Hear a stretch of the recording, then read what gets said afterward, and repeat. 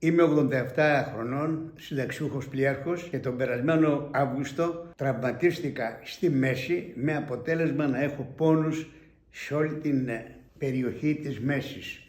Κατά τις ημέρες των εορτών ήρθα στην Αθήνα, όπου ύστερα από αξονική τομογραφία απεδείχθη ότι είχα ένα κάταγμα του πρώτου οσφυγικού σπονδύλου στην πονδυλική μου στήλη.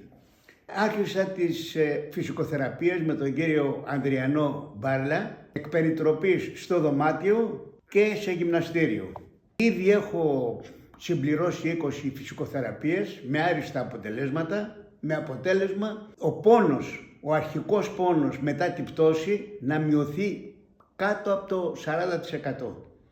Και το βάδισμά μου έχει αρχίσει να παίρνει την κανονική του μορφή, δηλαδή να βαδίζω χωρίς πόνο και με ευκολία.